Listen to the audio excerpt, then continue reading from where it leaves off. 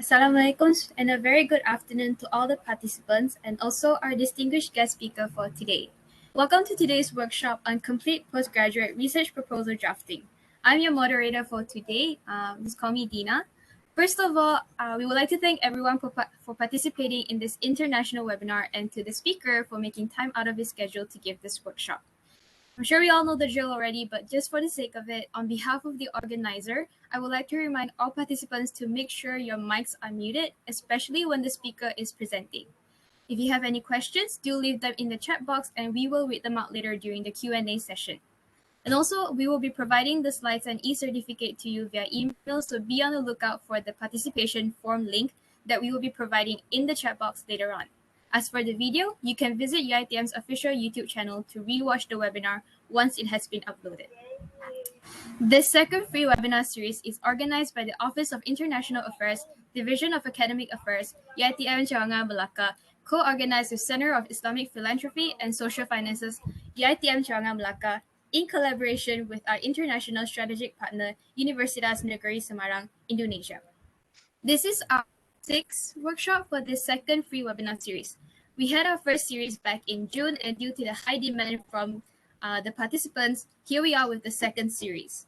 For the past couple of months, we have had a series of workshops all under the master's and PhD's related topics. And next month, which is September, will be the last of this series, so I do hope everyone participates for those as well.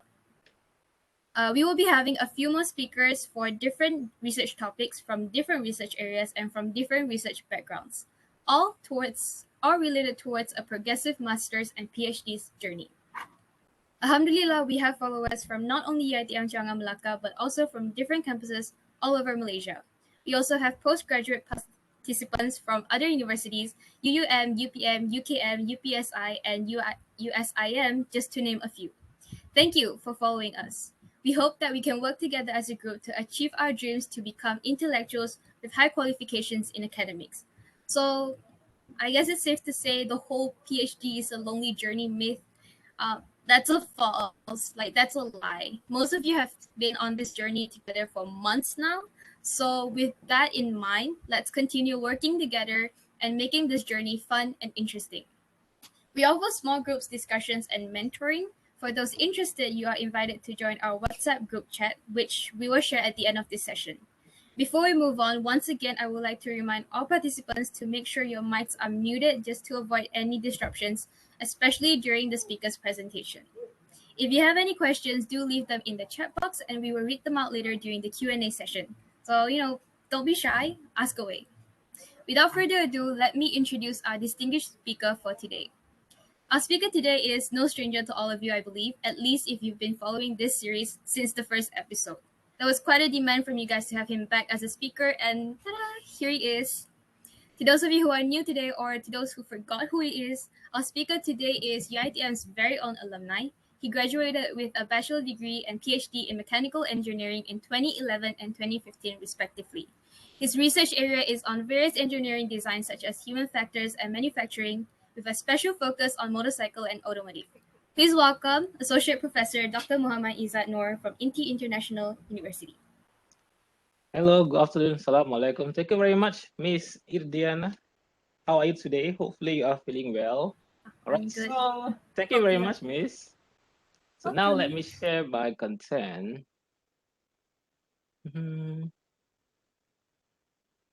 Share my screen, right?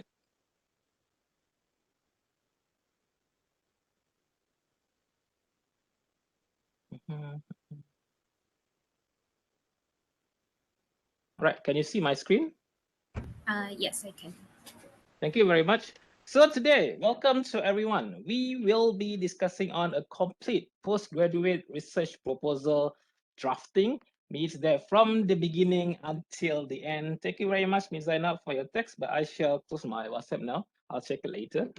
All right, so this is our title today. We will be focusing on all given chapters with respect to preparing your postgraduate research proposal, be it your master, be it your PhD. And in addition, since that a number of my FYP students are here, how are you guys? I see your name around there. So Mr. Yashwan, you entered early. Very good for you.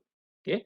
So additional notes will be provided to final year project as well, in a way that you can be able to distinguish between FYP, Masters, as well as PhD. All right, we will go into it in detail later on. So this is our workshop learning outcome. Okay. Upon the completion of this workshop, you will have a good grasp on the fundamental, i.e., we will go on each given chapter. We will discuss each chapter that will be compromising your entire research proposal later on.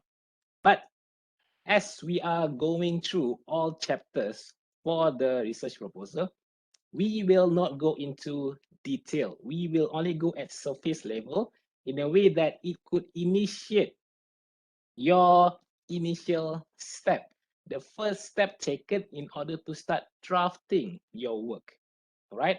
A much more detailed workshop indeed available for chapter 1, chapter 2, as well as for your defense and viva. All right. Under myself, the other lecturers, the other speakers will be providing their expertise with respect to other chapters, such as chapter 3, theoretical framework, and so on. Okay. So today we will go at the surface level only, yet it is indeed adequate for you to start drafting your work respectively. Okay. In addition, from the content of the research proposal, you shall have a great idea on what to expect. What can you expect during your viva, during your research proposal? So for the FYP boys, Mr. Liang Riang, Mr. Ng Xuan, Mr. Yashwan, okay, I might ask you today, but nonetheless, the point is, this is what you can expect for your stage 1 presentation. What do you can prepare in a way to face your examiners around late November? Okay, so the things which we will be discussing today will be useful in that aspect as well. Finally, at the end of the workshop, at least from my personal point of view, from my own personal outcome at the release, you will be a better academician and researcher than myself. That is the whole purpose of academics. That is how society moves forward. You will become better than the lecturer, but at the same time, myself, I will try to continuously improve. Therefore, it's a continuous and ever-ending race for self-improvement for all of us. All right. So, prologue. Most of you guys might be, this is your first semester, might this well be, you are on the verge of registering for your master or for your PhD. So first and foremost, you need to realize the reality. We need to have a good grasp on what to expect throughout your journey. And we will be commenting on one personal aspect only today, which is to appreciate our toxic environment. This is true.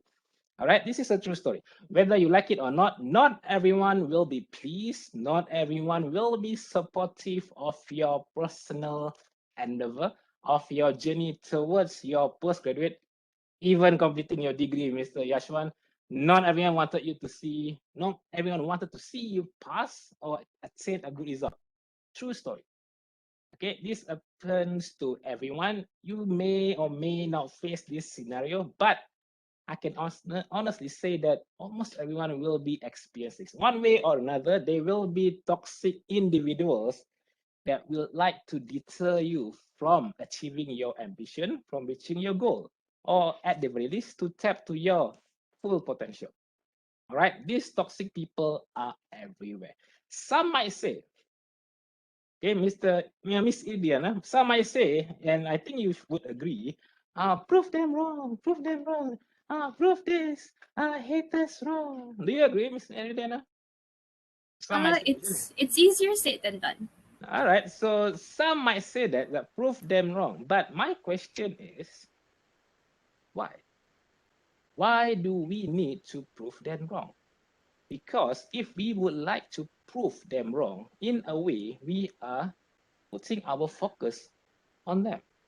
Why should we focus on them where at the very best we should be focusing on ourselves? All right. If we would like to prove them wrong, yes, you can do that, no problem. However, you are placing the authority, you are giving them the power over yourself, a power to dictate your ambition, to dictate your level of success. So my suggestion, instead of proving them wrong, prove that you were right all along. Instead of worrying about them, focus on yourself. Focus on ourselves, because we should have the power over ourselves, and that's it. If we want to be successful, we focus on what to do, not the surrounding, not what other people are saying. Worry about yourself instead of what others might say. That is my suggestion. This is your journey. Have power over yourself, and definitely you will be able to achieve what you would like to grasp. All right. So now, about academic research. This is a question by my friend, Miss Mahira. A few days ago, she asked me, what's the difference between master and PhD? How should I know that my proposal is PhD level and not on master level? That's what she asked me a few days ago. All right. So how could we differentiate? How do we know? Are we contributing work? Are we focusing on a PhD level work, or we have yet to reach that level? So first and foremost, for FYP, Masters and PhD, this is the easiest way to describe it. All right, so let's say A, B, C, D here for FYP and Master. This is the general outlook. This is the easiest way to put it. For FYP and Master, you will be continuing. All right, you will be the continuation of existing knowledge. What's the difference between FYP and Master? The depth. Okay, FYP, you might just be focusing on one parameter. For example, Mr. Ng about your components, we might just be focusing on the thickness of your piston. That's it. Okay, Mr. Yashwan, you might just be focusing on the length, for example, the diameter. That's it. Just one or two parameters of interest. One is okay, at least there's one, but 2, 3 will be better. Okay, so FYP, surface level, not specific, you are just continuing from existing knowledge. So you can take your seniors' work, you can study their work, and then just continue from there. Easy stuff. Or you can propose on topic, I don't mind. Okay, for master, you need to view a particular topic from all possible angles. All right, for let's say, for example, Mr. Ng Shuan, you have your EK3, not mistaken, or is it? I can't remember the model, but you have a car. Okay, fine. So let's say your car, your engine bay is vibrating. Okay, it's vibrating. Your engine bay is vibrating. There's something going on. So when there's something going on, there's a vibration is there. Definitely, there are a lot of factors that could be contributing towards this particular situation, towards this particular scenario. It could be the mounting. It could be something wrong with the cases. It could be something wrong with the engine itself.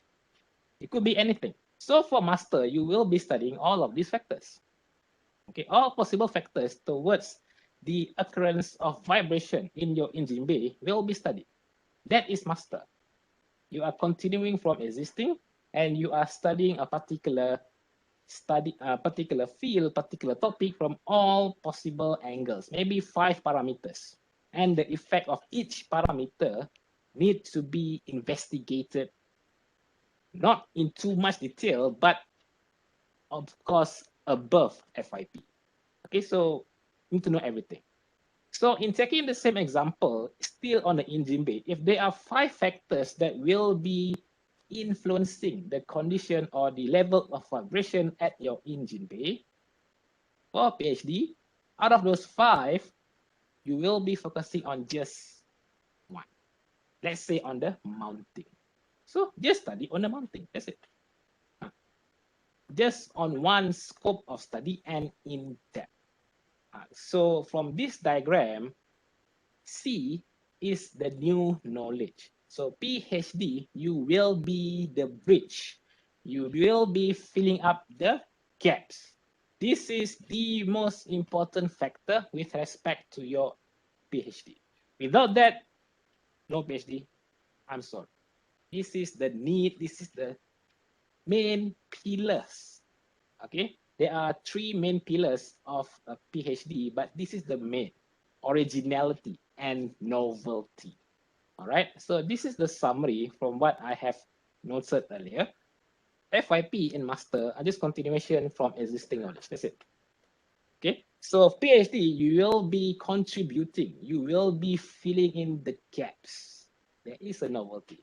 The point of view for FYP and master is indeed similar, which is multiples, but non-specific. The only difference between FYP and master is the depth. So for FYP, you might just be studying one parameter. Okay, that one parameter, you have it changed into several values dependent on the literature. Remember that, okay, FYP boss, Mr. Liang Liang, Mr. Yashwan, if you would like to have 5 values for your parameter, you need to refer the literature. You cannot just give, oh, 10 degrees, 20 degrees. Where you get these degrees? It has to be from literature. You cannot just guess, okay?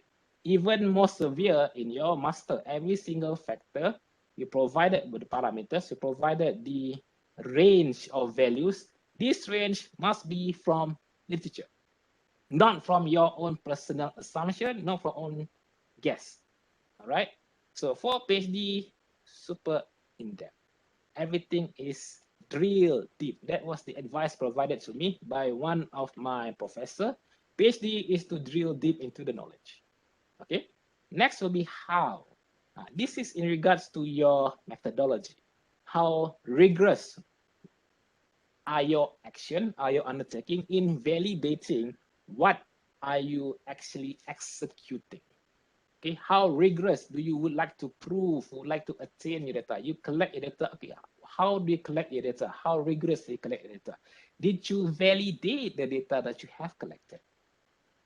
All right. So for PhD, yeah, every single details have to be validated. You collect the data. Are you sure the way you collect your data is correct? That's one question. Oh, you like to do questionnaire? Did you test your questionnaire? Oh, I didn't. You done in a defense. Definitely you will be scolded by the examiner. So if you like to do your questionnaire, you need to test your questionnaire first before you're even giving out to the actual respondent, to the actual sample. Or how do you determine your sample size? Another discussion. Okay, who do you refer to determine your sample size? Another discussion. All right. So everything has to be validated. Everything must be with respect to literature. Okay. Although yes, PhD new knowledge, but still this new knowledge is based on something. It cannot just out of nowhere. It has to be based on something. All right. And finally, on this significance, the impact of the given study. Is it necessary? Is it needed? Is it a necessity? This is based on your problem statement. All right. So, slightly not entered. So research proposal point of view. All right, now we are getting started. How do we view research proposals? So some of you guys might be from SNT, some of you guys might be from social science. So is it possible that we have the same workshop for your respective research proposal? The answer is yes. How? Like this. Mr. Liang, do you recognize any of these motorcycles? Seems that you are here. Do you recognize any of this? Mr. Yeshwan, you can help him. Do you recognize any of this? Mr. Yeshwan, do you? Sorry, I don't know much about motorcycles. Then you should. I'll be asking you throughout the semester. Okay, else I'll be seeing you again next semester. All right. So it's good to know. Okay, so these are the respective model. We have representative from Italy. We have representative from Japan. And one from Austria. KTM 690 is from Austria. Some say Ketap, fine. But still, yeah, it's a good buy. Okay, my friend has one. So hi Farid, how are you? So he got a KTM 690. So why are we talking about bikes? How do we relate motorcycles and research proposal? All right, so now look at this motorcycle at the surface level. To an untrained eye, all of these motorcycles may look different. It may look distinguishable between one another. Yeah, you can know the difference, basically. All right, you know it's a Ducati when you see a Ducati, you know, it's a Ninja. Yeah, it's green.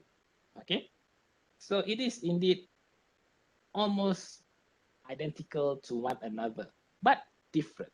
So how can we relate this? Okay, at the surface level, each of these motorcycle, okay, they share similar general components, such as KCs. There is the need for a KCs. A motorcycle without a KCs is not a motorcycle. Okay, fine. You might say it's a monocoque. It's like the Panigale. Fine, but still, it's the airbox is can be said as the KC. So some sort of a body.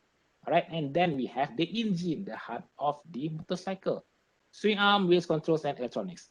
In general, at the surface level, all of these motorcycles share this component. They need to have this in order to be a motorcycle, right? However, if we look deeper, if we look into specific, they are not. They are quite dissimilar between one another. For instances, the first three on your left, the Monster 796, KTM, and the Suzuki SV650, these three motorcycles have trellis cases. Okay, basically like a truss structure, not truss, truss structure. All right. For the one on your right, the Ninja, the CB, and the MT-09, they have a frame casing. Some might call it delta box, but still a parameter of frame cases. So in specific, they are dissimilar. They are not the same. This is the same goes for, this is similar to your respective research proposal. The content of a research proposal is the same, regardless if you are doing SNT, regardless if you are doing social science, the content is the same. The only difference is the specificity, okay? The one that you will be studying. The chapter, the basis, chapter 1, chapter 2, chapter 3, it is standardized, all right? Definitely, chapter 1 will be on introduction. So far, I've never seen chapter 1 is result, like where this result came from. So it follow a sequence. So the content, the basic content of a research proposal, be it FYP, master or PhD, SNT, social science, qualitative, quantitative research whatsoever, it is the same. Only on the specificity, all right, the content itself within it, okay, not only surface level. The need, the things that you need to answer, that you need to present to your examiner are the same. Okay, we will look into it deeper, and once we look into it deeper, you will have a good grasp on this part. Okay, the basis of any research proposal is the same. Therefore, you can visit a SNT proposal workshop or even social science. The need, the question that needs to be answered are the same. All right. So now, before we begin, all right, since now we know what is a research proposal at the surface level, a general point of view is all about, we need to know how to write. Okay, because writing is important. Why is it important? Remember, every single information that you provide in your research proposal, in your thesis, will be scrutinized by your examiner. So remember, Mr. Yashwan, when you sent to me your lengthy proposal draft, okay, every single thing that you have it written, yeah, it can be used against you. Therefore, you need to think what you should be including, what you should be inserting in your proposal or in your thesis. The examiner will look line by line, word by word. So choose your word wisely, be able to present the idea in the best way possible. So you need to have the basic of academic writing. So in any given paragraph, in any given academic writing, in order to have an academically proper documentation, all right, 3 items are needed. Okay, first and foremost, you need to have a purpose. So your first line in your paragraph, what are you trying to say? What is the item that you wish to address? Okay, so today is sunny. You want to write that? Okay, fine. So that's your point. Today is sunny. The weather is good. Yeah, today good is a good weather today. I'm quite worried if it's raining because it was raining this morning. Okay, so that's the statement to show or to describe the weather. Today is sunny. Today is good. Okay, that's the purpose of the paragraph. First line. Okay, and then the second line or even the upcoming paragraphs, we need to provide supporting evidence, justification for the first statement that we made. Okay, so have your statement accordingly. Do not bombard the paragraph or the pages with several statements at the same time. Means that statement 1, 2, and 3, 4, 5, and beyond in one shot. My recommendation is to go one by one, provide justification for each one of these statements and have it close. Close the paragraph. Okay, showcase that I'm done with this point. Now let's move on to the next point. Now move on to the next statement. The weather is fine. Good. I showcase, I provide data, I provide the details on the weather. Okay, this is the temperature for today. This is the forecast for today. So it is sunny. It is good. Okay, provide the details, provide the evidence. And then, oh, therefore, I be able to go out. But of course, now that we are in the pandemic, yeah, try to avoid going out for that matter, although that we can these days, but still be careful. Okay, take care of yourself, follow the SOP. This is a public service message for myself. All right. And we close the paragraph. So here is an example. Okay, this is a very simple example of an academically proper paragraph. Okay, so it might look simple in a glance. However, look closely. All the details are there. The purpose is there. The supporting evidences are there, and the closure. Therefore, the audience, the reader, your examiner knows when each statement is being provided. It is clearly presented. It is supported. It is validated, and you close it. And then you move on into the next point. So previously in the proposal drafting workshop, someone query, can I push to beyond one paragraph? Is it possible to have multiple pages for that matter? Or is it a very long paragraph? Maybe half a page, 2 page on a single paragraph because I have a lot of evidence, a lot of evidences. May not be advisable because you can always present your work in this way. All right.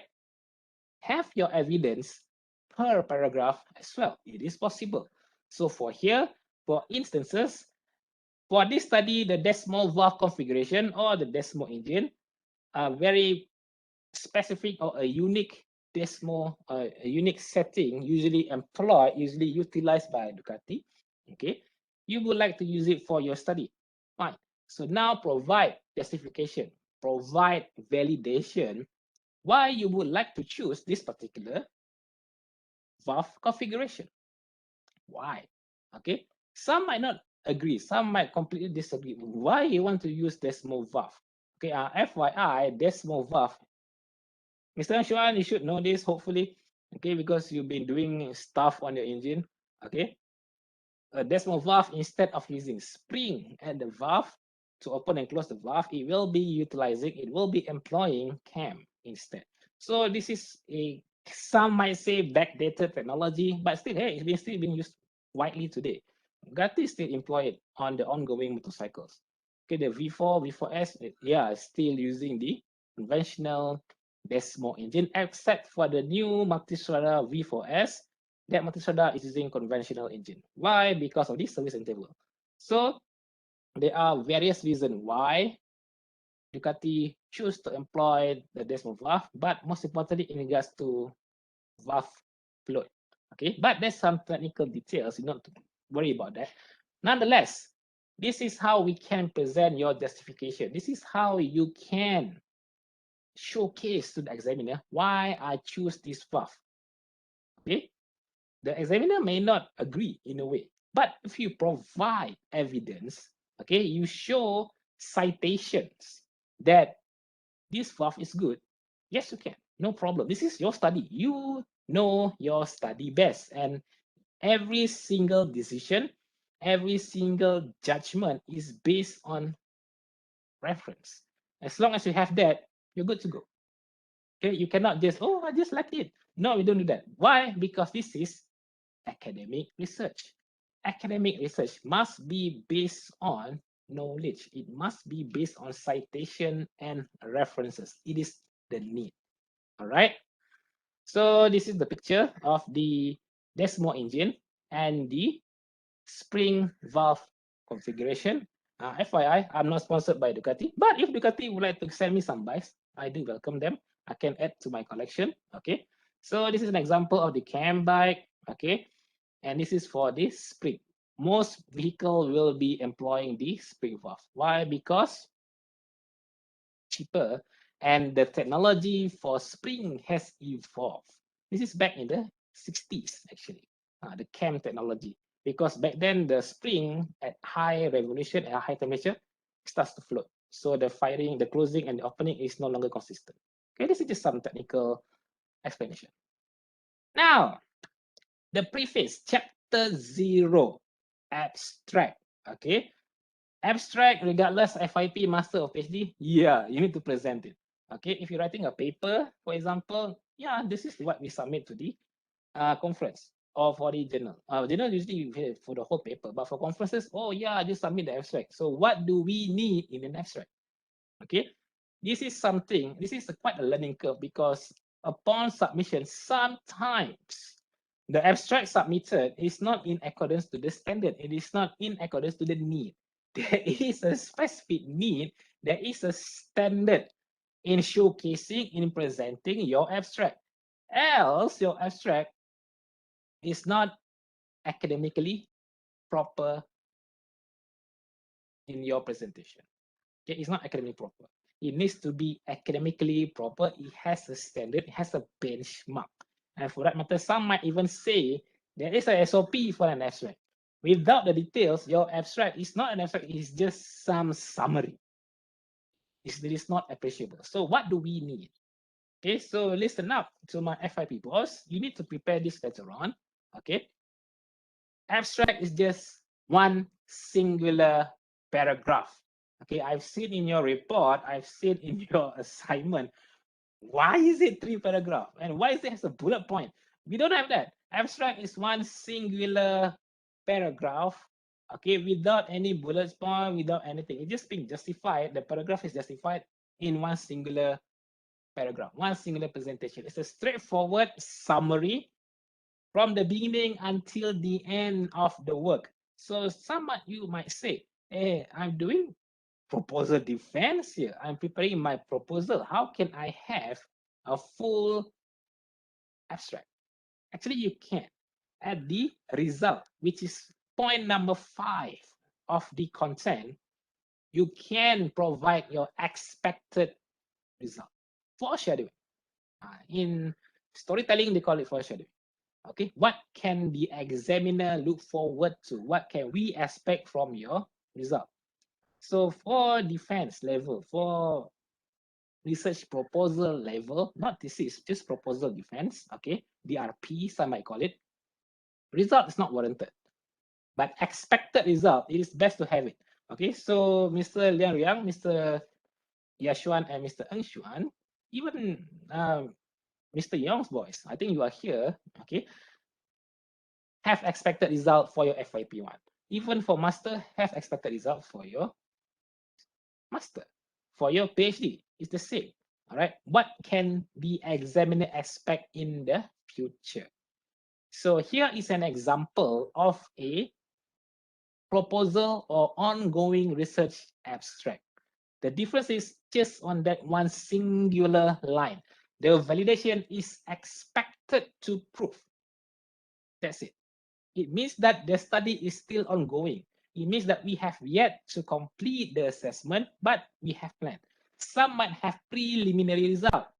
Some ask me, hey, can I use my master result?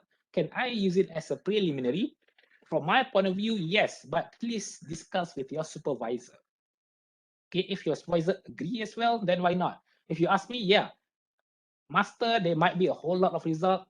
Okay, you have abundance amount of result. You can use some of it for your preliminary or as the foundation, the initiation for your PhD, as long as it is validated, as long as it is correct.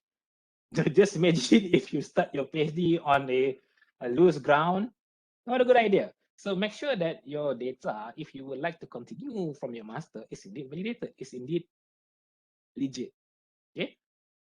So for a complete thesis, now the validation has proven that. So yeah, now I'm done. Now my study is complete. This is what I've gotten. That's the only difference. So for proposal, expected to prove. For complete thesis, has proven. That's it. You can prepare this on the get-go.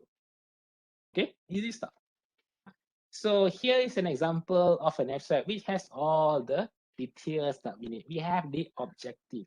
We have the first, of course, introduction, and then the aim, objective, the methods. How do we achieve the objective? How do we accomplish the objective? All right. Then we followed by the result, a little bit of discussion. Then we conclude, and finally, we provide recommendation for future studies. This is like the best part. You just recommend something. Hey, why don't you study this? Oh, okay. So someone else can continue your research. Remember from the beginning, continuation of knowledge. Or from your study, there's something, some details that you did not study that could be someone else research grant. We look into detail later on. All right. Any questions so far? Miss Idiana, could you please check on the chat box if there's any? Not at the moment. All right. Thank you very much. Okay, now, before we proceed to the details, let's have a bonus short story. Okay, this short story, keep it in mind because we will be using it until the end of the workshop. We will have a recap. We will have a review of this short story. So here is the short story. Okay, so it's a simple story about a man meeting a lady. Okay, and now he would like to visit the lady and her family. All right.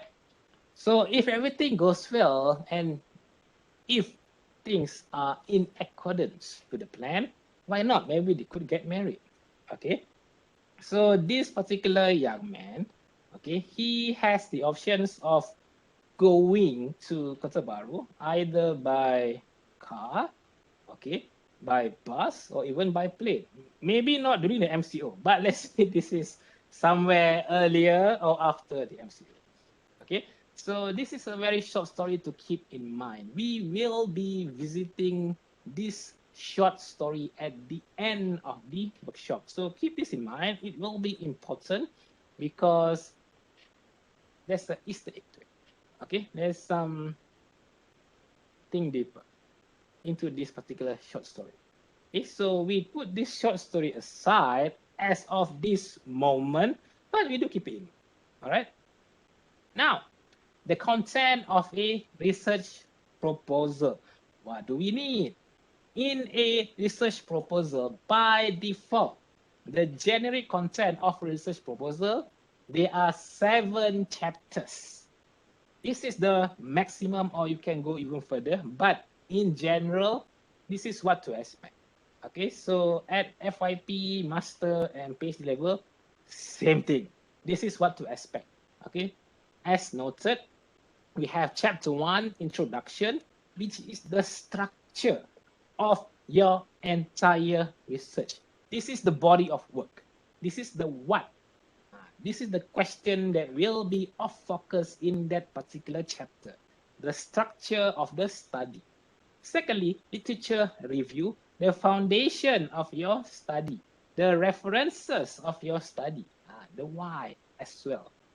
Okay, the major question in the chapter 2 will be the why. We will go into it later. Chapter 3, now we come to the action. This is the execution. How do you achieve your goal? How do you perform your research as a whole? All right, chapter 4, as noted, expected result, especially for proposal, for thesis. Of course, this is your full-fledged result, or even your novelty, totally up to you. Beyond chapter 3, I might say, totally up to you. Okay, chapter 1 to 3 is the generic sequence. Chapter 4, if you wish to showcase the development of your novelty. Let's say you have 3 novelty, you show it one by one. Chapter 4, novelty 1, chapter 2, novelty 2, chapter 4, novelty 1, 5, novelty 2, chapter 6, the third novelty. Yes, you can. Totally up to you. All right. Discuss with your supervisor the best way possible to present your work. This is your own personal judgment and decision making. Or you can just have it in 4.1, novelty 1, 4.2, novelty 2, 4.3, novelty 3. Also can. Totally up to you. All right. So discuss with your supervisor. That is the need to regularly communicate with your supervisor. Okay, don't be shy.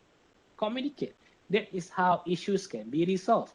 Because some of the things, if you have it bottled up inside, it might take a good amount of time to have it resolved. By actually, it can be resolved in just 5 seconds. Okay, so regularly, my recommendation, regularly communicate with your supervisor. I'm sure he or she would be willing to provide the assistance and discussion in regards to your study. So find the best way possible to present. Okay, so you can tailor-make your research proposal in accordance to your own personal research. Okay, so chapter 6 is the references. Chapter 7, milestone and scheduling, which is the plan. Okay, so what, why, how, hence, this is the result. Therefore, this is what we attain, the closure. All right. So, as noted, it will be totally dependent on your study, but the thing that we need to focus on is on the connection, is on the linkage. Interconnected content of a research proposal, it showcases that the particular proposal or thesis is professionally prepared. Okay, anything being disconnected, something doesn't make sense. Okay, so the examiner might query, is there anything missing? Is there any information missing? But most importantly, is the research gaps or gap, depend, successfully closed, successfully filled? That is the major question for PhD. For master and FYP, may not be the main focus. Okay, for FYP, as long as you don't replicate whatever someone else has published, someone did that and they failed their FYP, true story. Okay, don't do that. Okay, at least change something, change the variable, change the value for that matter. If you 100% copy someone else's work, okay, this 100% replicate someone else's work from a journal, confirm you fail your FYP, not to mention your master or PhD. All right, that's one thing. But for PhD, showcase the gaps being filled, being successfully closed. Okay, so be extra cautious, practice cautious in regards to this one. So now, this is the general linkage of a research proposal. This is very important. This is the major part. Okay, this is what I've noted earlier. Each chapter is interconnected with one another. All right, chapter 1 is the structure. Everything will be dependent on how good you prepare your chapter 1. Why? Because chapter 1 will be related to chapter 3. And chapter 3 will be related to chapter 4 on your result. Okay, this is how the connections are made. Okay, so what is chapter 2, you might ask? Chapter 2 is the foundation. It is the basis of your research, where you build the structure. That is your chapter 2. Without chapter 2, there is no ground. Without chapter 2, there is no foundation. Therefore, whatever that you build it up in the air, the sky, on the cloud. Bad idea, right? So continuously read. That is what being advised to all postgraduate students. Read more. Okay, the more you read, the better your literature review, the better your references and your bibliography. Okay, therefore your foundation, the ground that you will be building your research will be solid, will be strong, right? So read more.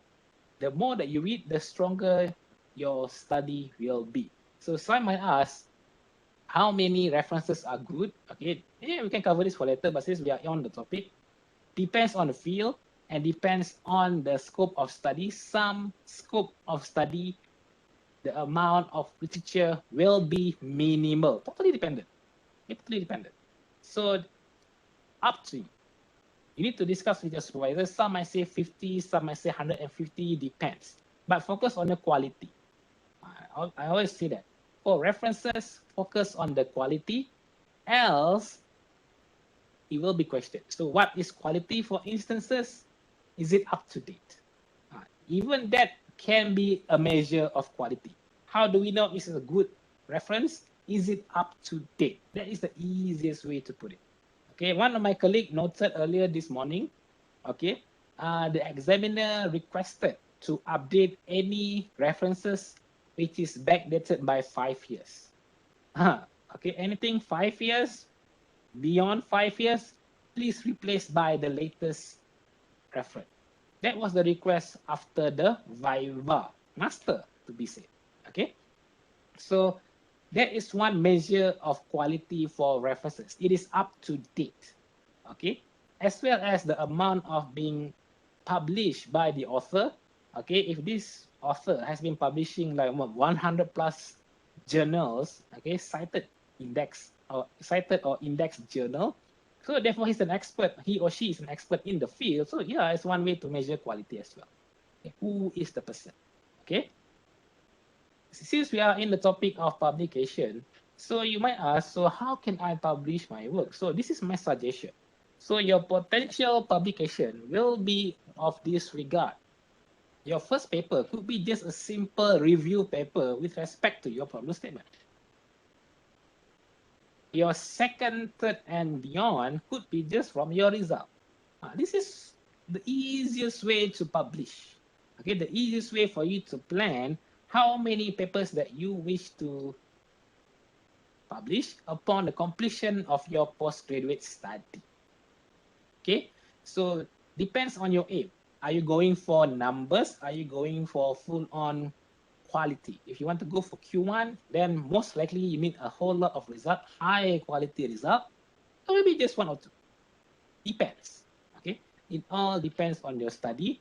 Therefore, as noted earlier, discuss with your respective supervisors. Okay, so for my FYP boys, expect 4, just like this. Okay, but solely from your result. Okay, result for objective 1, 1 paper. Okay, the benchmark study, we can have it for conference, and the rest we can have it for index journals. Okay, so get ready. Yes, you will be doing it. I will guide you, no problem. Okay, do not be trouble about that. Okay, so this is potential publications that you can plan on the get-go, right? Now, we are officially entering the first chapter of research proposal. Any questions so far? So, Miss Vidiana, could you please check if there's any questions? No, not yet. Not at the Thank you moment. very much. Okay, now we are officially entering the first chapter, chapter 1, Introduction of Study. Okay, so what is chapter 1? So welcome to chapter 1. Chapter 1 This is the general content. As always, everything at general level in this particular workshop. Okay. Chapter 1, tentatively, there will be 8 sub-chapters or subsection for that matter. We have the introduction, the what, problem statement, the why, aim of study, what again, okay, and then objectives, what and how, significance of study, what and who, scope and limitations of study, theoretical framework, and the optional final subsection will be proposal chronology. Okay, so by default, this is the content of chapter 1 as expected by your respective examiners. Some might request additional, maybe some might request a bit less, but usually this is the items which are indeed warranted for your chapter 1. Else your chapter 1 will not be complete. So as noted, and it is not complete, information is indeed missing. So missing information is a no-no for you, especially in concerning chapter 1. Why? Because it is indeed the structure of your study. So 1.1, background of study. This is the ice breaking. This is the presentation of your idea from the general point of view, bird's point of view. We start wide, high and above, and then we slowly narrow down without going into specific just yet. Okay. 1.1, background of study. We are just getting started. We are just about to introduce the reader. We would like to introduce the examiner on what we are planning to do. Okay, this is the idea. This is the area of focus. This is what I'm going to do. Oh, this thing is actually happening. Okay, we don't have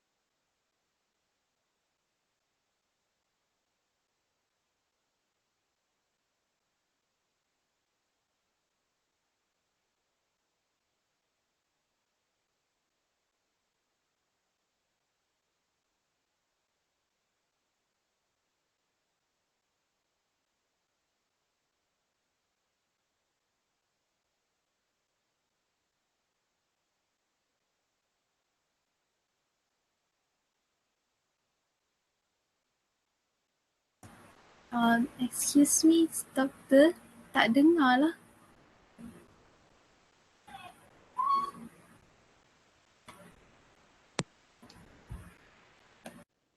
testing. Yeah, okay. All right.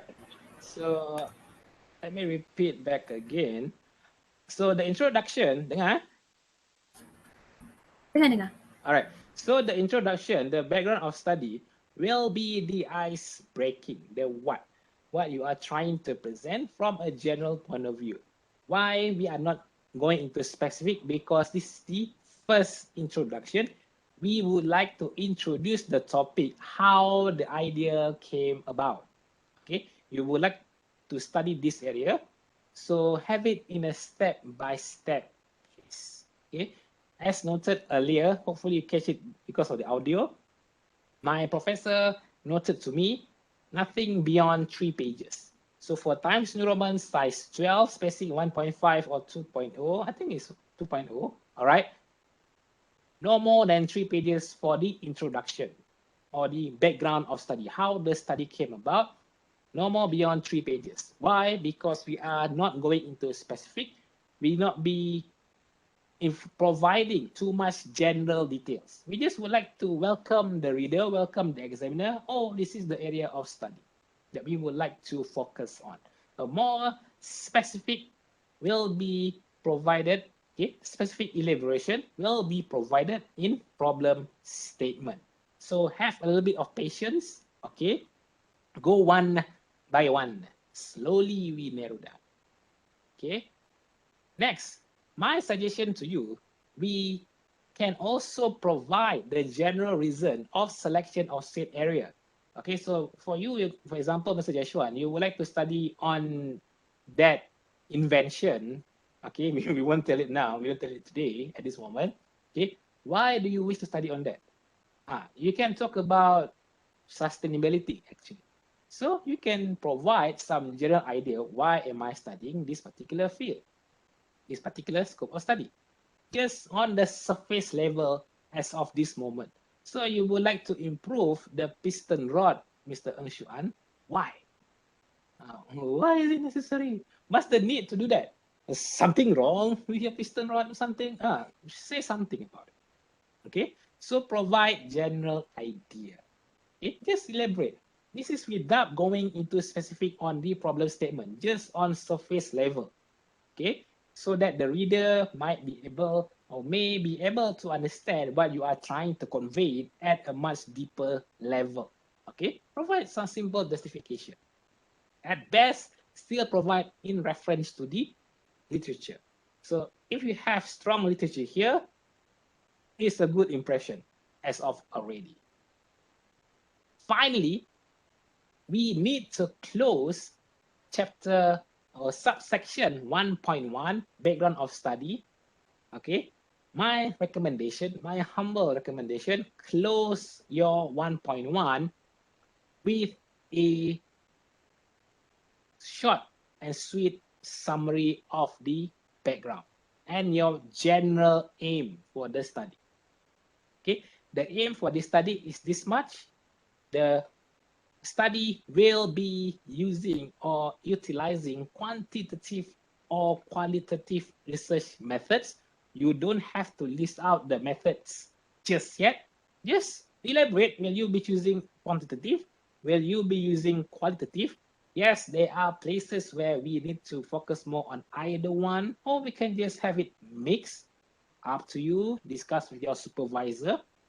You don't have to list out the methods just yet. Just have it written. Oh, I'll be using quantitative only for this study. Okay. Oh, I'll be using simulation only for this study. Okay, sure.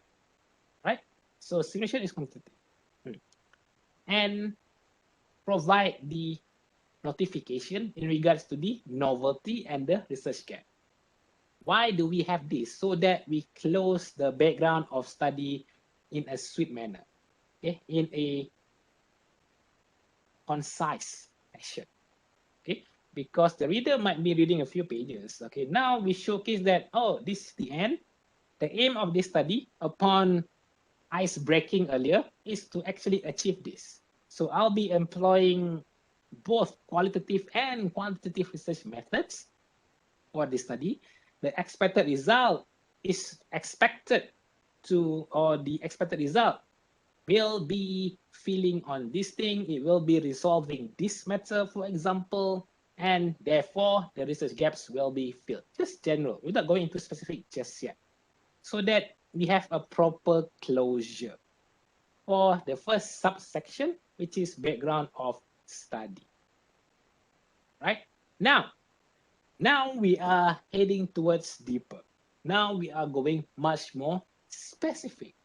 Now we are on the question of why. Why do you study this area? Why you choose to focus on this particular field or in this particular niche of study? All right. So like earlier, why are you doing this? This is the toughest question, especially for PhD. Sounds easy, okay? But upon pursuing your PhD or your master, yes, this question will be one of the major questions from the examiners because it will be related to your research gaps. Okay, what are the necessities? If it is not necessary, therefore your study is not needed. If it is not needed, then nothing is being warranted. So yeah, goodbye to your study. So we need to provide a clear stand-alone statement, okay, in regards to the problem. What should we address? What are the matters that need focus?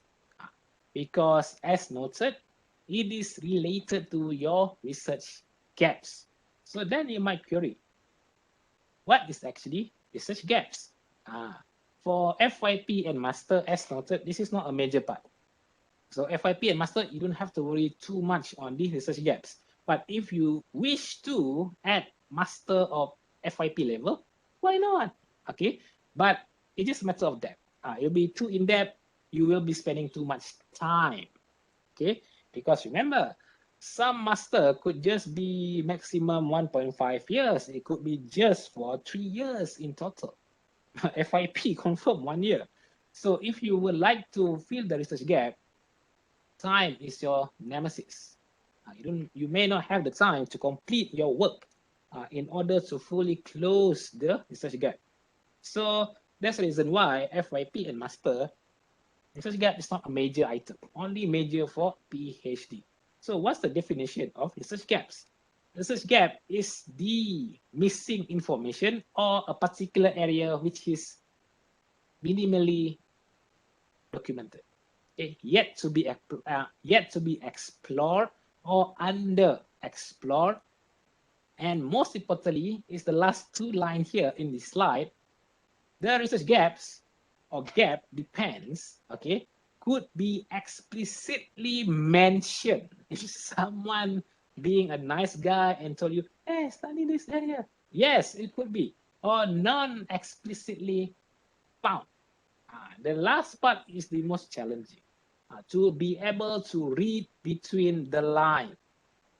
That is for non-explicit. Okay. So for explicit, is good for you if you found it. So for example here, this is an example of an explicitly mentioned, okay, explicitly mentioned by a literature. Please study this area. For example here, more studies and explorations are recommended for this area. Good for you, alhamdulillah, you found something like this. Keep it as your top 10, top 5 for that matter, references. It is explicitly mentioned. Oh, now I've studied on this. Other parameters could now be investigated. Oh, good for you. You found something like this. This is major. If you can find something like this, if you found it, this will be your top 5, your top 10 references. A very strong reference in justifying the need for your study. Okay. So if someone willing to provide this information and you found it, good for you. Keep it close and maybe you would like to have it memorized because it will be useful during your viva, the most, or during your defense. Okay. If it is not explicitly mentioned, this is an example here. This study only focused on the physical aspect. Other aspects such as human error, aspects of human error such as psychological and physiological were not examined. Oh, okay. I only studied this. These two things I did not study. Basically, is that. Therefore, if you are able to read between the line, this is your scan. Okay. It is not clearly noted. It is not clearly presented. It is not explicit, but that's what it meant. I only studied on this area, so someone else should do the other part.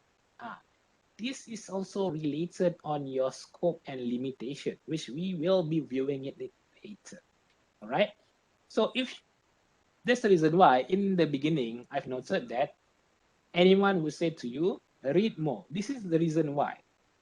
Okay? Because you might came across this sort of literature which provide information, vital information for that matter, in regards for your PhD, especially. For master, if you found it, good for you. Okay, extra in a way. But for PhD, yeah, it is compulsory. Okay. So this is an example of a problem statement, a statement and being supported by a elaboration. This is how my supervisor taught me how to present their problem statement. Okay, provide a short and sweet statement and then provide a much more detailed description. This is the way my supervisor taught me. So thank you very much, Prof. Hey, Prof. Aru, thank you very much for teaching me. And now I am disseminating the information. Okay, sharing the idea. This is how my supervisor taught me. Okay, your supervisor might be different, so discuss. Talk to your supervisor. This is how my supervisor told me to do it. This is the way that he takes that. This is the best possible method in providing the information, right? Conveying. That's the word I'm finding. Conveying the information. All right. So now we are at the aim. Okay. Aim of study. So aim of study is the question of what are you trying to achieve? For any given study, usually, okay, and at best, just one aim. Why just one? Because the need for a scope, okay, a focused study. If your PhD is not focused, the reviewer, the examiner might say, this is too ambitious. Okay, the scope is too wide. It is not clear. That is a good feedback. Do not be disheartened if someone told you that. Take it as a very positive or constructive feedback, because as long as that feedback is there, chances are we need to have it much more refined. Okay, because the one goal, one aim of a PhD is vital. For master, yes, usually one as well. For FYP, still one as well.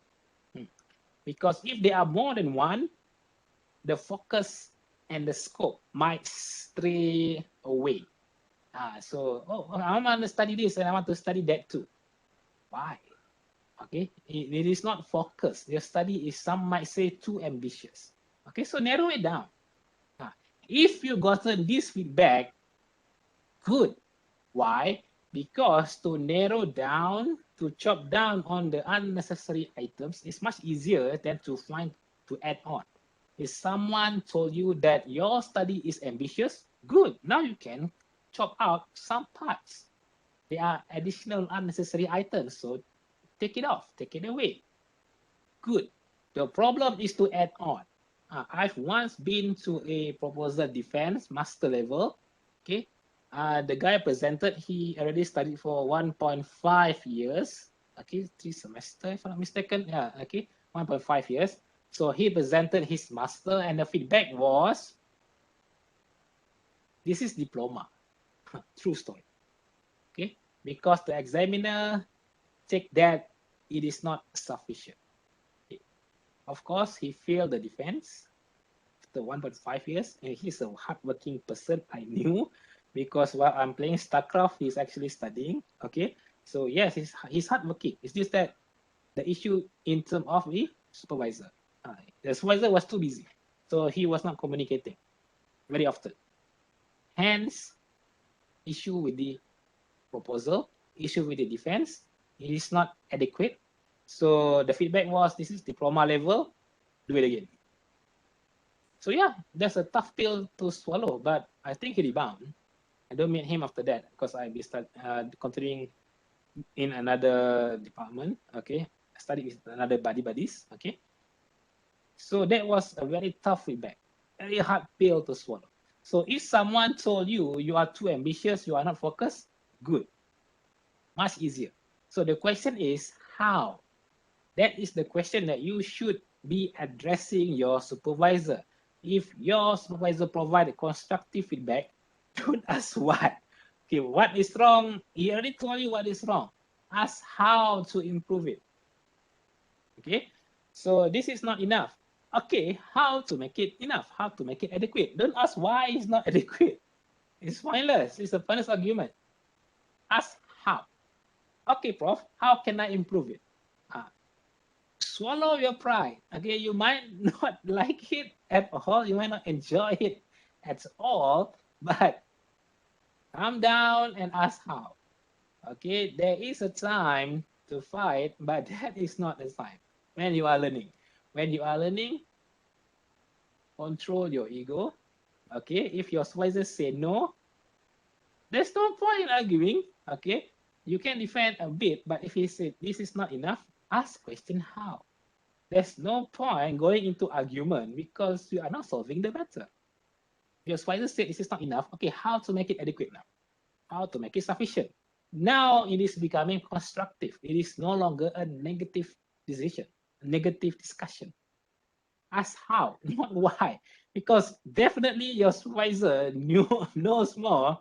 Okay, he knew more. He been much more experienced than yourself. If he or she said this is not enough, yeah, it is not enough.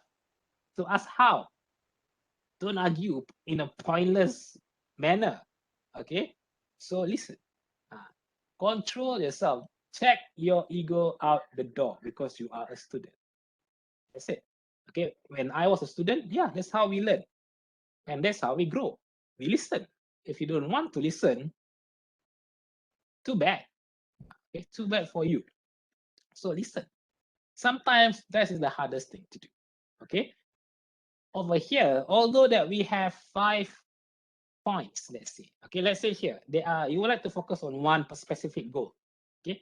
However, there are 5 non-factors, let's say. Okay, there are 5 non-factors. You would like to focus on just one for your goal, but you know, okay, from your assessment, from your study, there are 5 other factors as well. Although you are not focusing on the remaining 4 factors, you need to know. Okay, this is still within your limitation. So the examiner can query on this matter. It happened to mine. I wasn't focusing on vibration at all. I was focusing on posture, okay, riding posture on a motorcycle. That was my focus. Nothing at all in regards to vibration. Let's say that there's no vibration at all because my focus was on physical loading, muscular activation, surface distribution, and the risk factor related to the posture itself, how the biomechanics, okay? No vibration whatsoever, but it was queried during the Viva. Why didn't you study for vibration? So you should know. That is PhD level. You need to have the knowledge. The examiner will be testing on your knowledge. How in-depth is your knowledge? Okay, so check on that as well. Knows about it, but you don't have to include it in your assessment. All right. So here is an example. The aim of the study is to, the purpose of it is this. The novelty is this. Therefore, you can have this included in your proposal. Okay, you can have it included as a separate subsection. Some even have it in the introduction. Okay, without going to earlier we noted that, oh, I just want to go as general because I have a separate subsection. If you don't have a separate subsection, yes, you can have this in your 1.1, no problem. Okay, as noted, discuss with your supervisor. Find the best way possible, okay, to present your work, to convey the information. All right. Next is the objectives. There will be one aim, one goal for the study, but there are definitely more than one objectives. Okay, some might prefer here this one, the aim. Some might prefer to call this as your primary objective, and this one is the secondary objectives. Yes, you can call it as that, but I do not wish to confuse you guys or even myself. Okay, I have it one as aim, the rest is objectives. These objectives are the items that needs to be accomplished, needs to be cleared in order to reach said aim. At one aim, in order to reach that aim, these are the things that needs to be completed, that needs to be accomplished first. Okay, it's a step by step or it's a cumulative result later on. Depends, as noted. Okay, so yeah, you will be hearing the term dependent, depends, in accordance to your study quite often because yes, indeed true. You can have it tailored to your need in accordance to your study. Okay, however, the most important aspect will be the flow. Okay, the flow of your objectives have to be there. Okay, if it is disjointed, then the examiner might find it confusing. Okay, or it is not properly formulated, they might say. Okay, so spend some time, okay, have it clearly noted, have it clearly presented. How will you be achieving the aim? So that's the reason why my supervisor encouraged me, okay, or proposed the idea of having the objectives described. Okay. Mr. Juliana, if there's something wrong with the audio again, please inform me just in case. All right. It's fine so far. All right. Thank you very much. Okay. So make sure that your objectives are flowing accordingly. It's a step-by-step actions in order to accomplish your one aim or to reach your one aim. All right. Usually it will be no more than 3. Okay. Yeah, you can go to 4, you can go to 5. But from my experience, okay, upon attending a defense proposal, 2 ladies presented, they have 4 and 5, if I'm not mistaken, but definitely more than 3 objectives. So the examiners queried, how long do you wish to complete your study? Do you wish to complete it in 2 years or do you wish to complete it in 5 years? So the number of objectives matter. Okay, it will be affecting your duration overall. Okay, so my advice, 3 is enough. More than 3, you are not formulating it correctly. 1, or you are planning to go beyond time, which is not advisable, of course. Okay, so 3 is enough. By default, 3 is sufficient indeed. You want to go 4, it's okay. If it is necessary, why not? Show that it is necessary. All right. Ensure that the objectives are not disjointed. Okay. A totally standalone objective or objectives, yeah, it is still possible because it might be accumulated at the end. True. All right. But most importantly, we need to showcase that it can reach the goal. It can reach the one aim that we have noted earlier. Right? So here is an example where I provided the aim to establish, all right? And then I provide the description. Why does it matter? Okay. This is as noted, the method of presentation as advised by my own professor, by my own supervisor. It may be different than yours. Okay. So this is a suggestion. All right. From here, I can write a very short statement for the objective, and then I provide additional description to better explain what I'm trying to convey. Right. Next, as noted, we need to showcase the significance. Okay, why do we need to do this study? So the contribution, the impact made by our study has to be presented. It will be the factor that strengthen your problem statement. The why part earlier in 1.2, we are now able to further strengthen the problem statement. Okay, we need to emphasize on the research novelty at the PhD level. This is the last pillar of a PhD. Okay, the last part, which is the contribution, the significance or the impact to whom, who will be benefiting from our study.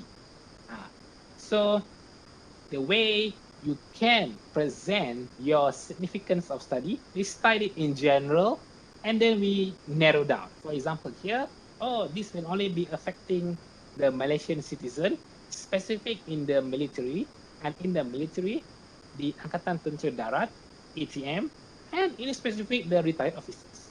Very specific. So only the retired officers will be benefiting this particular project. So yeah, why not? Okay, show that in a step by step. So show the flow. Do not just immediately to the retired officers, for example. Show the flow from Malaysia to the citizen and later on slowly step by step to the particular citizen of focus. All right. So here, I shall open the novelty. Okay. Oh, this is the opening part. Okay. Now here are the significance. Firstly, up to you. You might be presenting your details in bullet point. Some prefer bullet points. Some prefer paragraph. Okay? As noted, discuss with your supervisor. My supervisor, don't do bullet, do paragraph. Okay, I do paragraph. So elaborate in a best way possible. Okay, why he does not prefer bullets? Because he would like to ensure that the details are covered. All the stones are turned. That's why it is presented in a paragraph instead of a bullet. Okay, but take a point of view from your own supervisor. He might have a different take on the matter. So discuss. All right, I prefer paragraph as well. Now we are into 1.6, the last part, close to, because 1.7 will not be covered. 1.8 is the optional. 1.6 is the major component in chapter 1, the last major component for that matter, scope and limitations. Okay, so scope is the one area that will be of focus. Okay, this is the one thing that you will be focusing. Okay, so the limitation is on the outside. Excuse me, on the parameter. Okay, why do you want to focus on this particular area? Why do you want to solely aim for this scope? We need to provide justification. All right, for PhD, yes, indeed, it is highly specific. For master, can still be general. FIP, of course, still general. Okay, so scope of study is everything that we will be examining. Okay, the limitations are the perimeter, not parameters, perimeter, or the area which are not explored, but we acknowledge. Okay, so be able to differentiate it. The scope of study is the one that you will be focusing on. Okay, so for example is here. Here's the easiest example shared by my friend. Okay, so Mr. Shukri, he was performing his master on industrial design. Okay, the scope of study was on furniture design language. So yes, indeed, furniture has a design language. FYI, for those who doesn't know. Okay, so he studied on chair, bed, dining table, a whole lot of furniture. Okay, in general, he view any given furniture which is available in a company. So for PhD, the scope can be limited to only for the chair.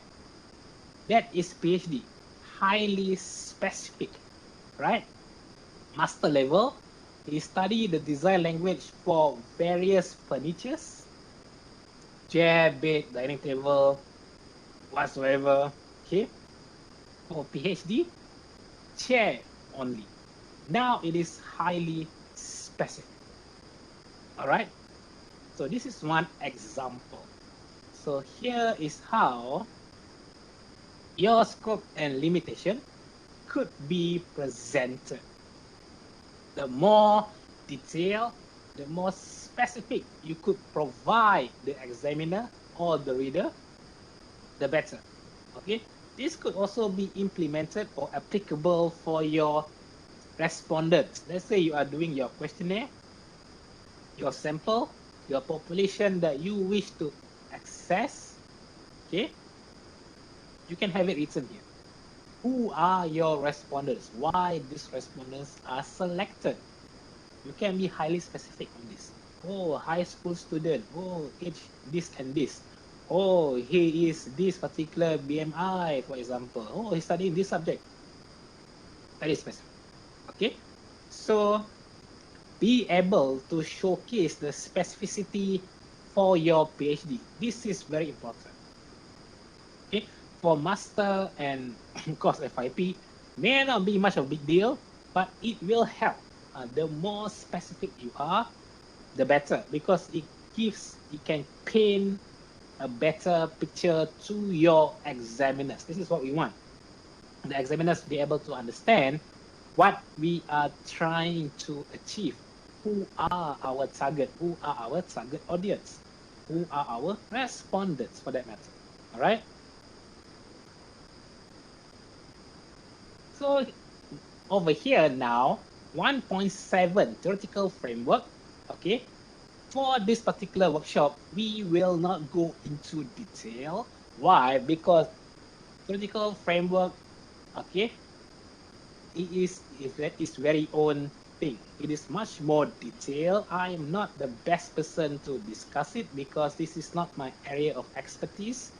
Okay, there are other personnel which are much more proficient in this matter, so it will be described in other workshop. Okay, and it is much more in depth. We need to only focus on theoretical framework in order to truly understand it. If we go just in the glance, it might not work. Okay, but most importantly, it can support your study. All right, it shows here as noted interconnectivity of the variables. But of course, in this humble workshop, it will not be discussed upon, but do attend other workshop in regards to this particular course. Okay. Finally, the last part, the last subsection of chapter 1 will be the research proposal chronology. Okay.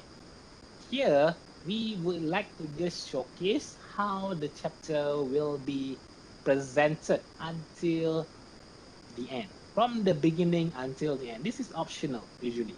Most likely you don't have to do it, but it is recommended. Why?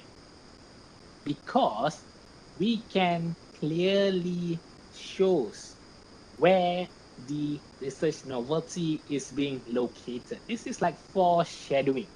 Okay, this is like providing the anticipation for the examiners.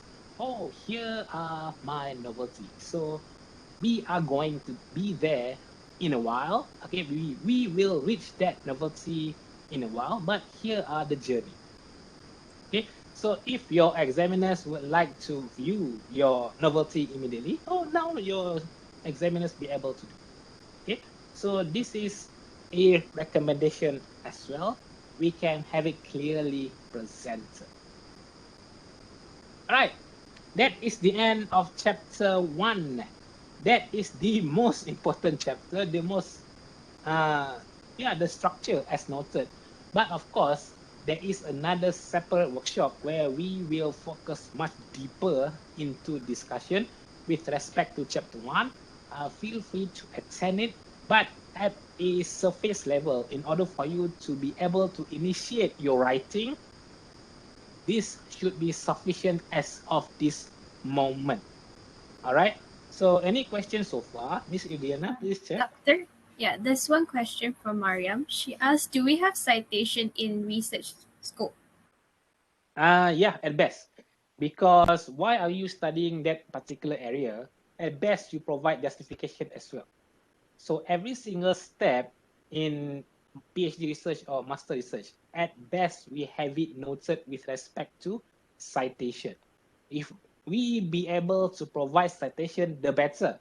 Because why are you studying on connecting rod, Mr. Ng Shuan? Nothing else to study? Oh, I've looked into this journal and it's clearly noted that study this. Ah, okay. The better. If you can present the detail, you can provide the citation, it is good. Okay, because it provide weightage, it provide the strengthening effect to our decision. Because the panel can question you, why are you studying this? All right. Okay, now in my hometown is the azan, the call for prayer. Can we take a break for until the end of the azan? Yes, sure. All right, thank you very much.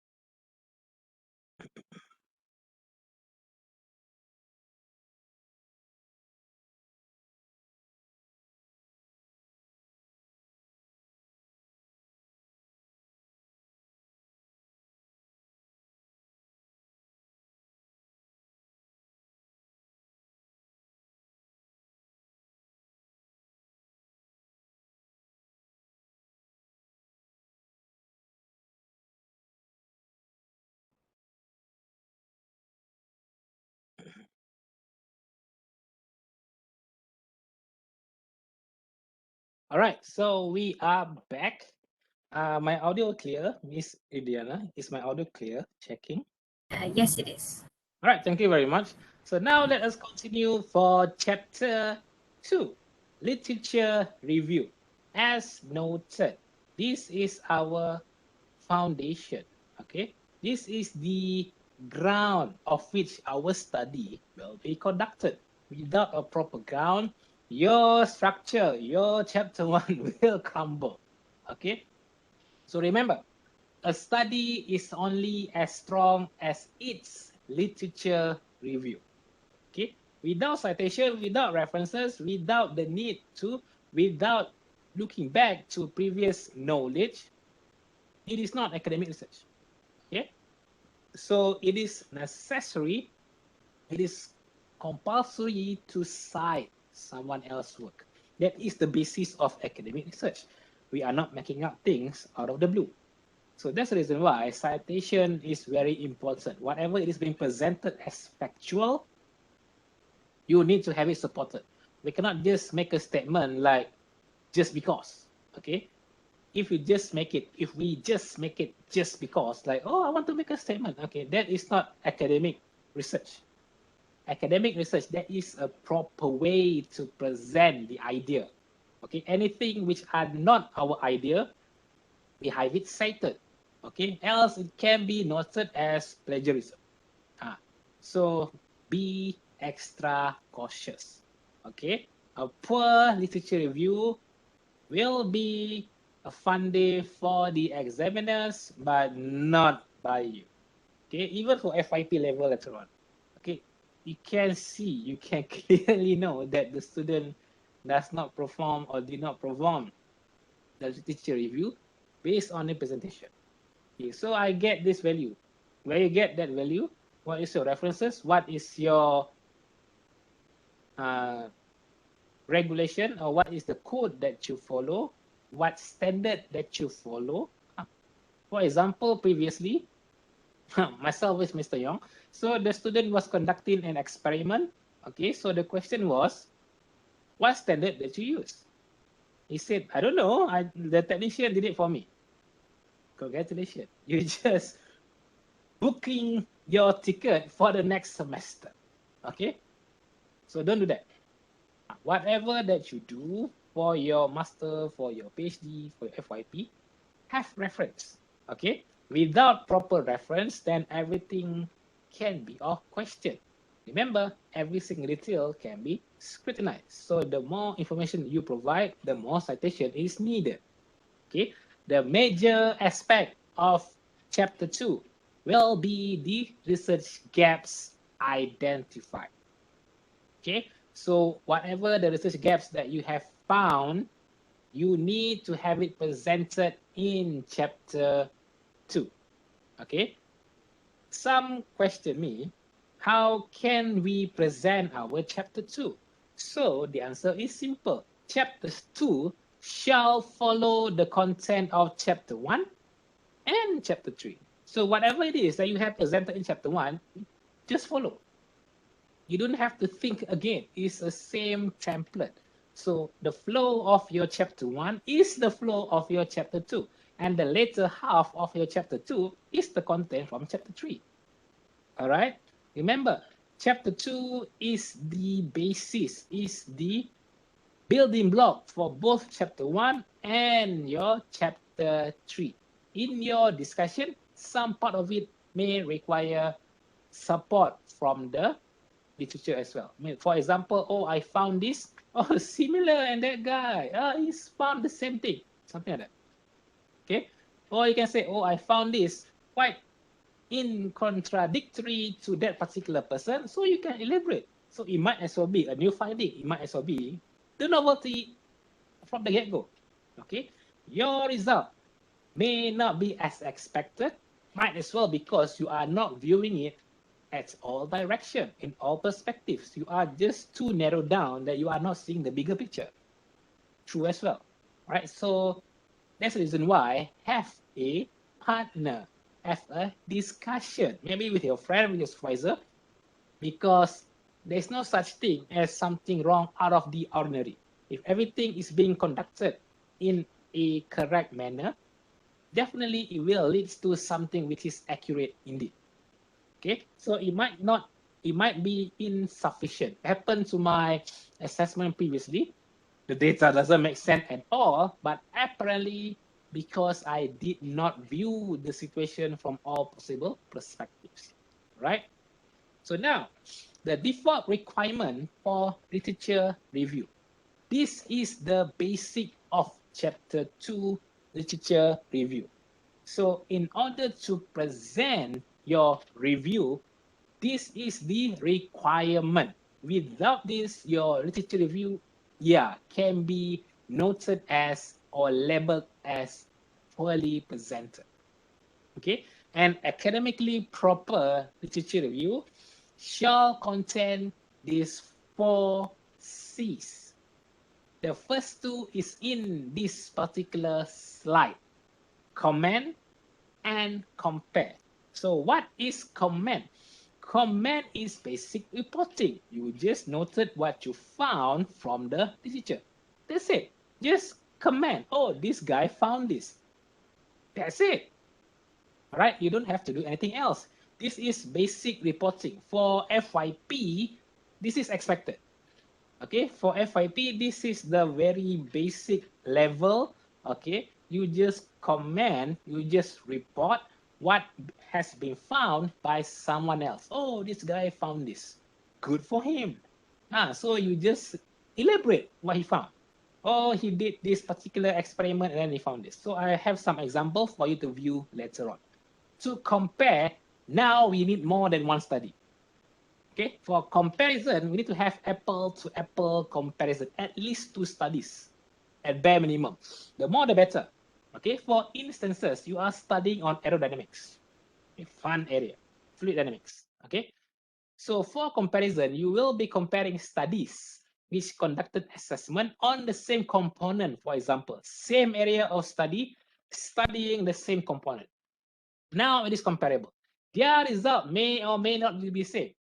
Does not matter, as long as the area of study, as long as the component which is being assessed, being investigated, is indeed similar, you can have it compared. All right. Next, when we have apple to orange, definitely we have apple to orange as well, right? Here now, we are providing the review on the same area, but not studying on the same component. For example, here, winglet versus windshield. Winglet will be focusing on anti-lift, will be focusing on downforce. Windshield will be focusing much more on laminar flow, the flow itself. Okay, how to minimize turbulence, for example. Okay, so still on arrow, okay, same area, but different component. This is contrast. You need to show the differences, okay? Because same area, different component. Apple to orange, all right? But of course, still fruits. Don't compare apple to shock absorber. That's not correct, okay? Next will be critique. This is the benchmark. This is the level needed for PhD study. You need to criticize. Criticize in an intellectual way, in an academic manner. Don't say, oh, this guy did rubbish. That's not academic critique. Okay? Don't criticize someone else's work like that. Why? Because his scope will be different than yours. Of course, it is not the same. Okay? That's the reason why it is not equal. So criticize in a constructive manner. Okay, for example, oh, he did this study, but it can be done better. Okay, how? Showcase how. Okay, so critique is very important for PhD. If you don't provide critique in your literature review at the PhD level, please do so. Else, your literature review will be not up to par. Your examiners may request you to update later on. Either minor or major correction, might as well be minor correction. but still takes a lot of time. So do it right the first time, do it right every time. Okay, so provide a constructive critique. So here is an example of a commentary. Just report on the findings. So Satution found this. Satution found this. Is it? Okay. He found that there's more valve is okay still. It can work in this particular operation. It will not fail in this particular operation. So yeah, it is suitable. So just report. So FYP, this is the basic. This is the requirement for FYP level, or you are not performing literature review.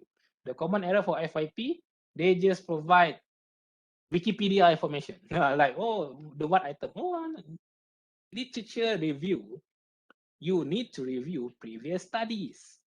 Okay, so provide review on previous studies. Do not provide Wikipedia information. Like, what is this? What is that? That is not literature review. Nobody wants that. Literature review is assessment of the previous studies by a whole lot of other authors. So provide reporting, okay, as the first step. The next step is to compare.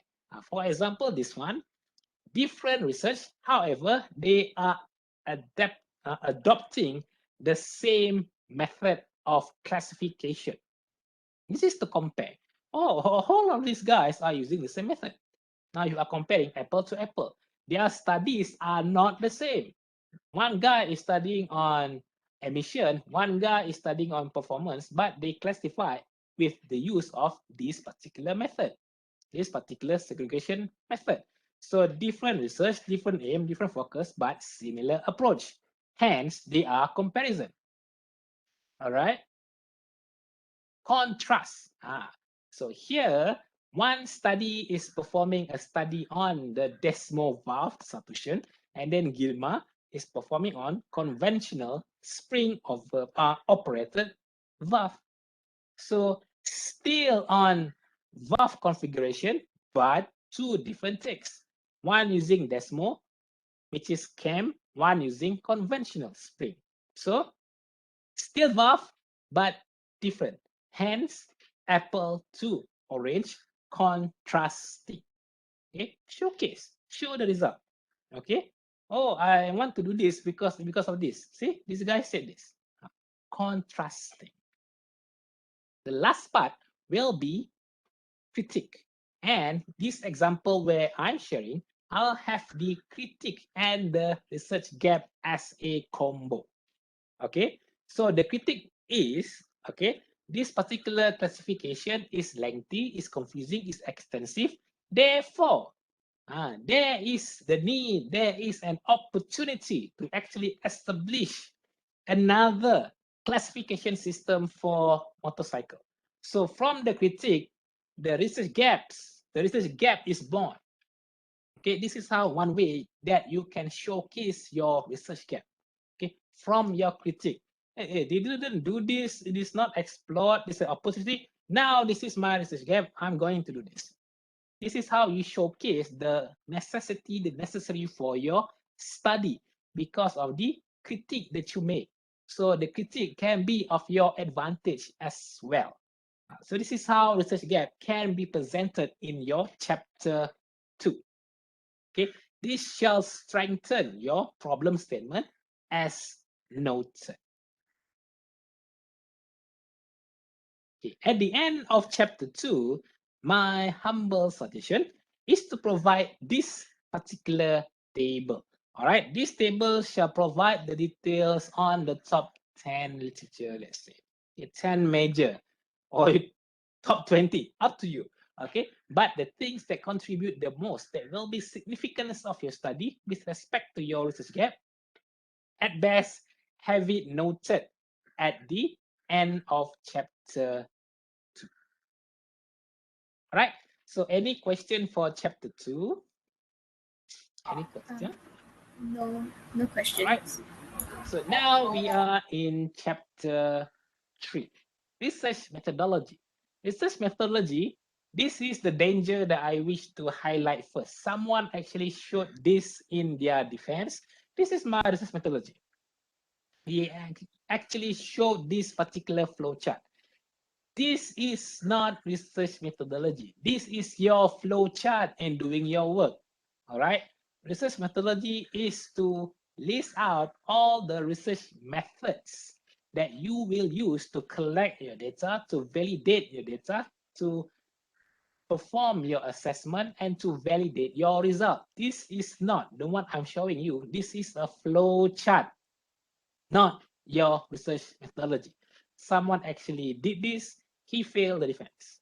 So don't do the same mistake all over again. Okay, so research methodology is the how. How will you be performing your research? This is the execution. This is the fun part.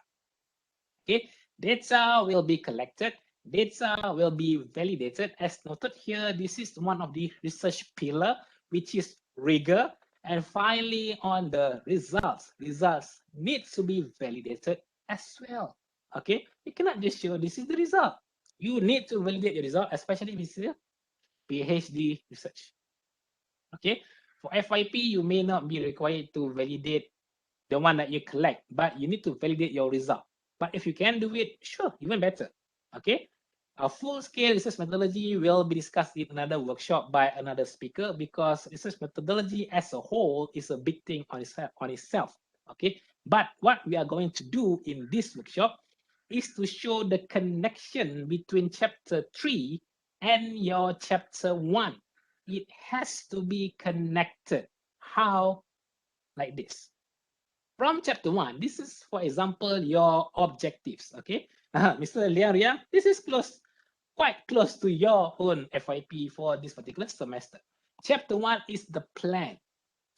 You would like to evaluate, you would like to design, and then finally you would like to validate. Okay, for research objectives, the word to something, to action will be there. All right, this is research objective, to perform something. That is the plan. So how do we connect it to chapter 3? It's like this. So chapter 1, to evaluate, to design, to validate. Therefore, your chapter 3, evaluating, designing, and then finally validating. Okay, the action from to evaluate, now it's evaluating, to design, designing, to validate, now validating. Phase 1, phase 2, phase 3. This is how my supervisor advised me in presenting the chapter 3. So all the methods needed to evaluate, let's say from this one, to evaluate the suspension system will be noted. All the method used to design the new suspension arm will be noted. How do I wish to validate my result? All the methods need to be presented. I think it's a question, Ms. Ileana, how to draw something there. Yeah. Ileana Muhammad Ali, she asked, like, is it necessary to draw the phase-by-phase methodology, or is it enough to just describe? It is advisable because, as noted, it will be dependent on your supervisor. Okay, but my recommendation is to have it linked, because we do not wish the examiners or the reader to be confused. Okay, because there might be a disconnection between chapter 1 and 3 if it is not presented in the phase manner. All right, so it is highly recommended, but still discuss with your supervisor. He or she might have a different take or different idea. Therefore, please have it discussed. But my recommendation, have it in a phase manner. Phase objective 1, phase 1, objective 2, phase 2, objective 3, phase 3. Okay, so now the connection with chapter 2. So about the suspension system, about the BAHA SAE regulation and final element related studies will be reviewed in chapter 2. This is the connection between chapter 1 and 3, and both chapter 1 and 3 with your chapter 2. Every single detail presented needs to be reviewed, needs to be connected. Okay, At the end of your chapter 3, my recommendation, my humble suggestion is to write the summary. That's it. What research method, what research objective to be aimed, the data collection method, data collection tool, data validation tool, so on and so forth, which could be used to summarize everything. Not compulsory, but highly suggested. Now, we are in chapter 4. This is close to the end already. So chapter 4, as noted, this is just for your expected result. Or if you have any preliminary result, it is highly welcome. Okay, it is not expected, especially at the pre-proposal, at the proposal defense stage, but of course compulsory for Viva. So do not be troubled if you have yet to have any result at all. Yes, you can go for defense, no problem. But anything that you might expect to be the outcome, yeah, you can have it presented just in one page. Okay, next will be the conclusion. The conclusion, we would like to summarize the entire work. We would like to again highlight on the aim, highlight on the objectives, okay, the approach that we would like to take, okay. Everything shall come back full circle, okay. Any expected result, novelty, contribution, and impact can be made, can be addressed in the conclusion. Just a short and sweet, maybe one page at the proposal level, but at the Viva level, upon completion, you need to provide recommendations as well for future studies. All right. Next is the milestone and scheduling. Okay, research milestone is basically the progress or the stages of your study. What do you wish to achieve over time until the end of your journey? Schedule will be your timeline, will be the amount of time you will be allocating for each given stage, commonly presented in a Gantt chart. So, oh, it's an animation. I don't know it's an animation.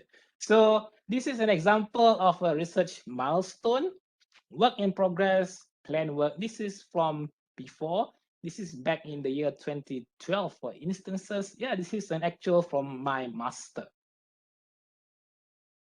Oh, there's another animation. I didn't know. So this is an example of a scheduling shown in using the Gantt chart. Okay. This is an example. Yours definitely will be different, but make sure that it is within the timeline. It is indeed within the allocated time for you to graduate on time. The last part will be references and bibliography. What are the differences? So references are the publications, the articles where you will be providing in-text citation. Bibliography, it is not cited, but you do read. Okay, as noted, quantity will be subjective, but nonetheless, focus on the quality because it all dependent on your study. All right. So now we have returned to the short story from before. So as noted in the beginning of our workshop, this is the short story. A young man from Selangor would like to go to Kelantan to meet a lady and her family. So what does this related to your proposal defense or to your proposal? This is proposal preparation, proposal drafting. These are the key highlights. Okay, so if we look deeper, this is the gaps. This is the literature review. That is the scope. Okay, so the gap is both of them are being single. How they get to know from getting to know one another, i.e. review, from reviewing the relationship. They're providing details. So feature review. All right.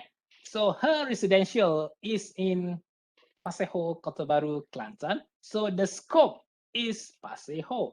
Limitation is Kota Baru. It will not go beyond Kota Baru. The research area is specific in Kelantan.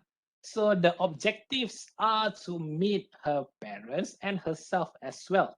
And the one singular aim, if everything goes well, is for marriage. All right. And the last sentence in regards to the journey itself, how to get from Selangor to Kelantan, how will be the methodology. So this is the simplest way to actually describe the entire research proposal from the beginning until the end in regards to the major items. So we have the content from chapter 1 here until chapter 3. As you can see here, there is no expected result at all, but it is strict into the aim, right? This is the easiest way to understand the manner, to understand your research proposal. So, recap of the workshop learning outcome. By now, you should have a good grasp on the fundamental. You should be able to write your own research proposal, good for you, and you can get ready for your defense. The earlier you complete your proposal, the better, because you would save time and indeed you are able to graduate on time. And of course, hopefully you will be a better academician and researcher than myself so that I may improve myself. I have no choice but to improve myself. Metal sharpens metal. So a win-win for everyone. So last but not least, have the power over ourselves. Master is exciting because you will be viewing on every single point of view. PhD is fun because we will be doing one thing and one thing only. And most importantly, we are focusing in depth and we are contributing. We are giving back to the knowledge. That's the fun part. We shall guide you. We'll be here for you. Together, we shall strive forward. Welcome to the postgraduate program and good luck for your postgraduate journey. Thank you very much for myself. Okay, thank you, Dr. Izzat, for that wonderful and detailed explanation. Okay, so we have a few announcements to make at the moment. Like on behalf of the organizer, I would like to invite all participants to join our next workshops, which will be on the 8th of September and 22nd of September. The topic on the 8th would be on time management in PhD by Associate Professor Dr. Saladin Rasul, and the one on the 22nd would be on theses from the perspective of an external examiner by Associate Professor Dr. S. Salahuddin Suyurno. There will also be another workshop given by our very own Dr. Izzat, but the date hasn't been confirmed yet, so we will be letting you guys know once it has been decided. E-certificates will be provided via email to all participants, and training hours will be registered to all for all UITM staff. And then to those asking, we will be providing the slides and e-certificate to you via email. So the participation form link has been shared in the chat box, so fill it up. And as for the video, you can visit UITM's official YouTube channel to rewatch the webinar once it has been uploaded. So thank you, Dr. Izzat, for this insightful and detailed explanation on complete postgraduate research proposal drafting. Thank you so much to all participants who have stayed until the end of the session. We, the organizer, hope this session has helped everyone to have a better understanding of today's topic. I'm afraid that's all the time that we have for today. Once again, I would like to take this opportunity to thank our speaker for being here today and for sharing his knowledge with us. I would also like to thank all the participants for participating in this workshop. I have learned and obtained a lot of useful information through this workshop, and I hope to see you guys again for the next workshops. Before we officially end this session, the organizer would like to remind all participants to fill in their particulars for attendance and feedback form via the link that is provided in the chat box. E-certificates slides will be provided via the email that you have provided us in the attendance and feedback form. Therefore, make sure your informations are correct. And then the video, the organizer will be uploading it on UITM's official YouTube channel. Training hours will be registered for all UITM staff. Okay, so that's all for the announcement. And before we totally end this session, I would like to ask all participants and all the hosts and also the speaker to turn on your cameras, as we will be having a simple group photo session. I'd like to provide my contact details. Let me open the slide again, just in case.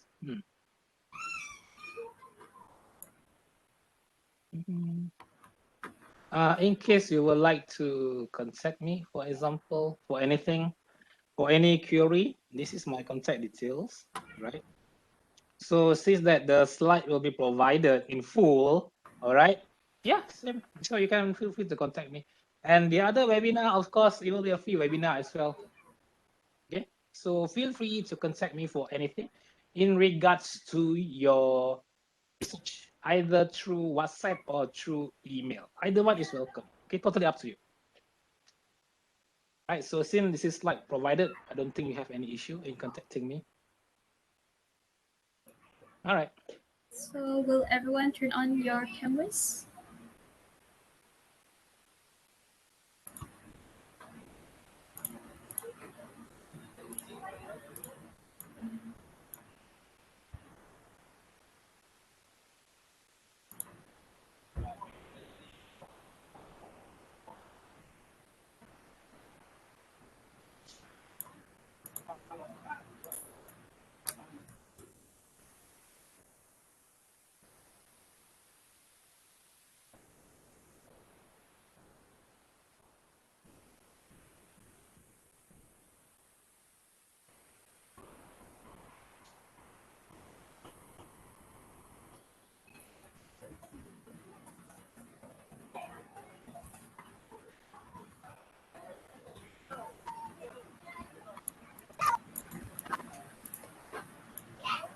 Okay.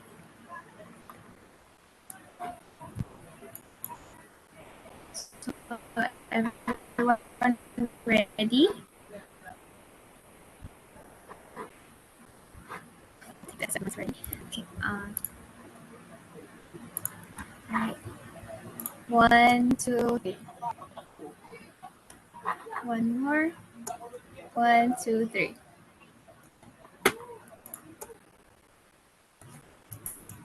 Okay.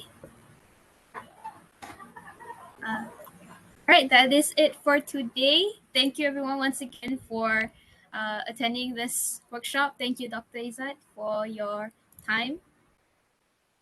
My pleasure, as always. So yeah, you guys can leave the meeting now. All right, thank you very much, everyone. Nice to have you.